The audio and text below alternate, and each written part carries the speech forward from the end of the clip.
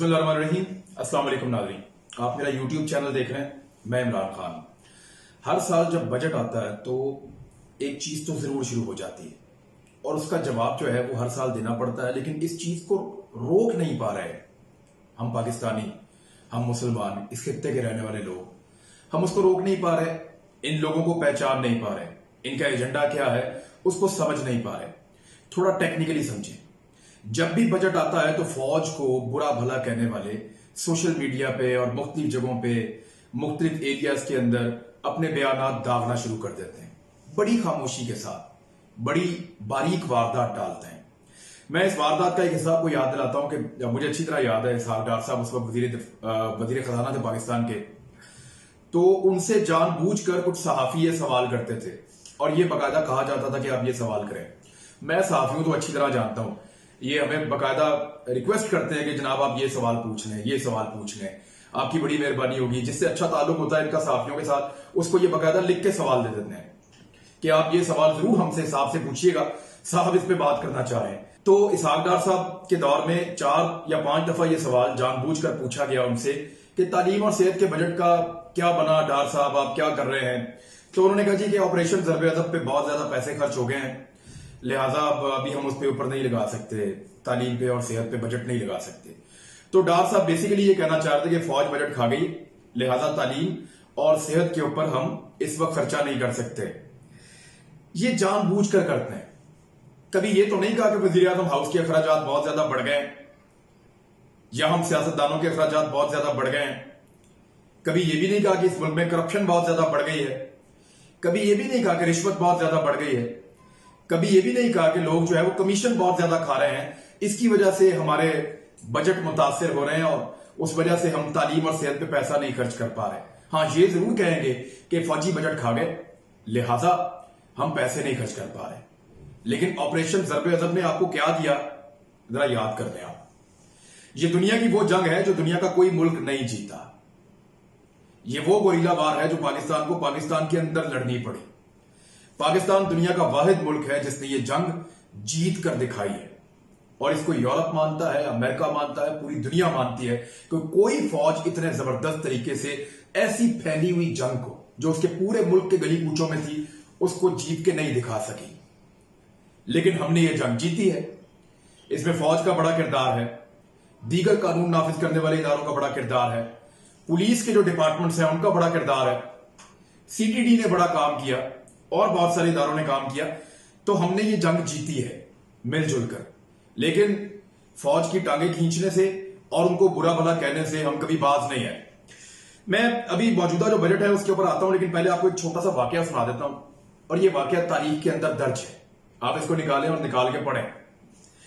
ये वाकया है 1258 का। हलाकू खान नाम का एक चंगेज खानदान से, एक चंगेज का पोता आप समझ लें, परपोता समझ लें, हलाकू खान नाम का एक बहुत जालिम हुक्मरान है। वो बगदाद पे हमला करना चाहता था और उसने बड़े अरसे तक प्लानिंग की, लेकिन वो बगदाद पे हमला करने से डरता था क्योंकि उसको ये आइडिया था कि ये मुसलमानों की खिलाफत है, यहां अब्बासिया खिलाफत इस वक्त मौजूद है, बगदाद पे हमला करके उसको फतह करना नामुमकिन है। लेकिन इसके बावजूद हलाकू खान के अंदर ये ख्वाहिश मौजूद थी। उस दौर में जो आखिरी हुक्मरान था बगदाद में मुसलमानों का, अब्बासिया खिलाफत का, वो मोहतसिम बिल्ला थे। मोहतसिम बिल्ला का एक वजीर हुआ करता था उस दौर में खलीफा का, जिसका नाम था इब्ने अलकमी। इब्ने अलकमी एक ऐसा आदमी था जिसने मोहतसिम बिल्ला की आदात को पहचाना। 14 साल तक ये रहा वहां पे मिनिस्टर के तौर पे, एक बड़े अहम वजीर के तौर पे वहां पे रहा। जो खलीफा थे उन्होंने अपने बेटे की बात नहीं सुनी, बड़े करीबी लोगों की बात नहीं सुनी, वो इब्ने अलकमी की बात सुनते थे। और खलीफा की लालच बढ़ती जा रही थी, खलीफा का खजाना बढ़ता जा रहा था, खलीफा के हरम में औरतों की तादाद बढ़ती जा रही थी, अय्याशी बढ़ती चली जा रही थी। लेकिन बगदाद की फौज बहुत तगड़ी थी। इब्ने अलकमी ने बड़ी चालाकी के साथ फौज की तनख्वाहें रोकी, उनका बजट कम किया। जब फौजियों ने इस बात की शिकायत की तो अलकमी ने कहा कि लोग पैसा नहीं दे रहे, आप लोगों से बराह रास्त जाके खराज वसूल करें। फौज के पास तो ताकत होती है, उन्होंने लोगों से पैसा छीना झपटी शुरू कर दी बगदाद के अंदर। ये शिकायतें जो है वो खलीफा के पास पहुंची। मोहतसिम बिल्ला ने जब इससे मशवरा किया तो उसने कहा कि आपके खजाने पे बोझ है इतनी बड़ी फौज, आपको इतनी बड़ी फौज नहीं चाहिए, आप फौज को कम करें, इसका बजट कम करें। तो इब्ने अलकमी की बातों में आकर मोहतसिम बिल्ला 12वीं और 13वीं सदी के दरमियान में मुसलमानों की एक फौज की तादाद कम करते रहे, हथियारों की तादाद कम करते रहे, फौजियों की तादाद कम करते रहे, और जो फौजी उन्हें नागवार गुजरते उनको दूर दराज इलाकों में ले जाकर तैनात कर देते थे। इस तरह से बगदाद की रियासत, मुसलमानों की खिलाफत उस दौर में कमजोर होती चली गई। यहां तक कि इब्ने अलकमी ने पैगाम भिजवाया हलाकू खान को कि मैं आपके साथ हूं और मैं इनको बहुत कमजोर कर चुका हूं, आप आइए हमला कीजिए और बगदाद को फतह कीजिए। हलाकू खान का ख्वाब पूरा हो गया, वो अपने इत्तेहादियों को लेकर निकला और आके उसने बगदाद का घेरा डाल लिया। ये 1958 में गालिबन 29 जनवरी का दिन था जब बगदाद को घेर लिया गया, और 12 दिन के घेरे के बाद 13वें दिन बगैर किसी मुजामत के मोहतसिम बिल्ला की फौज ने हथियार डाल दिए, बादशाह ने सरेंडर कर दिया आगे। और उसके बाद फिर हलाकू खान ने यह हुक्म दिया कि बाहर निकालिए अपने शहरियों को, हुक्म दें। खलीफा ने हुक्म दिया, शहरी बाहर आते गए और कत्ल होते गए, और उन्होंने लाशों के अंबार लगा दिए हलाकू खान ने और उसकी फौज ने। इतनी लाशें थीं कि दरिया का पानी सुर्ख हो गया, खोपड़ियों के मीनार बना दिए उन्होंने। ऐसी इबरतनाक मौत दी मुसलमानों को, और फिर उसके बाद मोहतसिम बिल्ला को कैद कर दिया और उसको भूखा रखा और उसके साथ खेलता रहा हलाकू खान। और जब उसको बहुत ज्यादा भूख लगी तो उसको पेश किए वो हीरे जवाहरात, वो खजाना जो बादशाह के पास मौजूद था कि खाओ इसको। हलाकू खान के ये अल्फाज तारीख में लिखे हैं और ये अल्फाज हमेशा याद रखने होंगे। उसने मोहतसिम बिल्ला को कहा कि तुम इन हीरे जवाहरात को खा के अपने पेट की आग बुझा लो। मोहतसिम बिल्ला ने कहा कि मैं इनको कैसे खा सकता हूं, ये खाना नहीं है। तो फिर उसने कहा इन हीरे जवाहरात को जमा क्यों किया था? इतनी ज्यादा दौलत मैंने तुम्हारे पास यहां पे देखी है कि इस दौलत से दुनिया की सबसे ताकतवर फौज बनाई जा सकती थी, लेकिन तुमने इसको जमा किया, इसको ताकत बनाने में इस्तेमाल नहीं किया।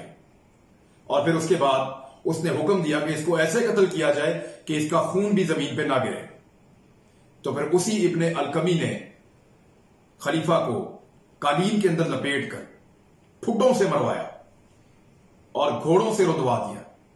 इस तरह उसकी हलाकत हुई। और बाद में इब्ने अलकमी के साथ क्या हुआ वो भी मैं आपको बता देता हूं। इब्ने अलकमी को हलाकू खान ने अपने साथियों के साथ मिलकर मुशावरत की और यह कहकर उसको इबरतनाक मौत दे दी कि जो अपनों के लिए गद्दार साबित हुआ वो हमारे लिए कितना खतरनाक साबित होगा इसका अंदाजा किया जा सकता है। और इब्ने अलकमी का अंजाम भी इंतहाई खौफनाक हुआ। तो पैसा जमा करना, पैसा इकट्ठा करना, मालो दौलत हासिल करना कोई गलत बात नहीं है, लेकिन ताकत को सेक्रीफाइस कर देना, अपनी फौज को कुर्बान कर देना उसके लिए, यह अकलमंदी और दानिशमंदी नहीं है जब आप दुश्मनों में घिरे हैं। इस वक्त सिचुएशन तो आप देखें, पाकिस्तान की फौज का बजट इंडिया से 5 गुना कम है। 12% इजाफे के ऊपर इतना शोर मचा रहे हैं लोग और इतना जबरदस्त वबीला कर रहे हैं कि जैसे जंग उन्होंने लड़नी है, फौज ने नहीं लड़नी। इंडिया की जो फौज की स्ट्रेंथ है वो चीन से उतनी ही कम है जितनी पाकिस्तान की इंडिया से कम है, लेकिन भारतीय फौज ने पूरी दुनिया में भारत की नाक कटवाई है चाइनीज फौज के सामने बेइज्जती करवा के। जरा सोचिए, कभी आपकी फौज ने आपकी ऐसे नाक कटवाई है? वो लड़ते तो हैं आपके लिए, जान भी देते हैं, जान लेते भी हैं, हर हद तक जाते हैं। जिस तरह वहां पे चपेड़े खा रहे हैं, लेट लेट के मार खा रहे हैं और सरेंडर करते चले जा रहे हैं बगैर गोली चलाए, बगैर लड़े। क्या आप ये तसव्वुर भी कर सकते हैं अपनी फौज के बारे में? आप नहीं कर सकते। भारत की फौज को इस्राइल मदद देता है। प्राइम मिनिस्टर ऑफ पाकिस्तान ने हमें बताया कि वो उनके कमांड एंड कंट्रोल रूम के अंदर बैठे हुए थे जब वो पाकिस्तान के ऊपर अटैक कर रहे थे। अमेरिका मदद देता है। दुनिया के और वो ममालिक जो पाकिस्तान के दुश्मन है वो मदद देते हैं। पाकिस्तानी फौज को कौन मदद देता है? तो अमेरिका भी हमारे साथ खड़ा नहीं होगा। दुनिया का कोई और मुल्क भी हमें माली इमदाद नहीं देगा लड़ने के लिए। हमें अपने बलबूते पे लड़ना पड़ेगा। एक फौज है आपके पास आपके तहफ्फुज के लिए। देखिए, मैं वो उन फौजी जर्नलों की तारीफ नहीं कर रहा या उनकी साइड नहीं ले रहा जो प्रॉपर्टी डीलिंग करते हैं, जो मार्शल लॉज लगाते हैं, जो स्याह और सफेद के मालिक बनने की कोशिश करते हैं, जो इख्तियारात का नाजायज इस्तेमाल करते हैं, जो अपने इख्तियारात को पैसा बनाने के लिए या उनके रिश्तेदार पैसा बनाने के लिए उनके इख्तियारात को इस्तेमाल करते हैं, उनकी बात नहीं कर रहा। मैं भी उनके उतना ही खिलाफ हूं जितना आप हैं, लेकिन ये लोग बहुत कम है, आटे में नमक भी नहीं है। आपकी फौज का असल चेहरा वो है जो बॉर्डर पे खड़ा आपके लिए लड़ाई कर रहा है। एक फौजी को उसकी ड्यूटी के बदले में आप तनख्वाह देते हैं, लेकिन उसके उस फर्ज के बदले में जो वो जान की बाजी लगाता है आपके लिए, उसके बदले में आप उसको इज्जत देते हैं, क्योंकि जान की बाजी लगाने वाले को आप तनख्वाह नहीं दे सकते। कोई भी अपनी जान इतनी सस्ती बेचता नहीं है, वो इज्जत के लिए लड़ते हैं। हमारी सरहदें जो हैं उन पे हमारी अना कायम है, उस इज्जत के लिए वो लोग वहां पे मौजूद हैं। आज ये कुछ पैसे बढ़ जाने से हमारे यहां पे मोमबत्ती माफिया ने शोर मचाया हुआ है। ये मोमबत्ती माफिया आपको बचाने नहीं जाएगा, ये आपको कहीं नजर नहीं आएंगे। हो सकता है इनको कोई फॉरेन ट्रिप्स मिल जाए, हो सकता है इनको कोई दावतें मिल जाए, हो सकता है इनके अकाउंट्स में थोड़े से डॉलर्स आ जाए, इनको कोई पैसा मिल जाए आपकी फौज की बुराइयां करने, लेकिन आप इनके चुंगल में ना फंसे प्लीज। कम से कम आप तो समझिए कि फौज कितनी जरूरी है। इस बात को समझिए कि आप किन हालात से गुजर रहे हैं। इस वक्त चीन ने इंडिया को आलमी सतह पर रुसवा कर दिया है।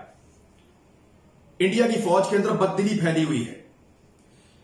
उनकी पॉलिटिकल हुकूमत इस वक्त अपना बदतरीन दौर देख रही है।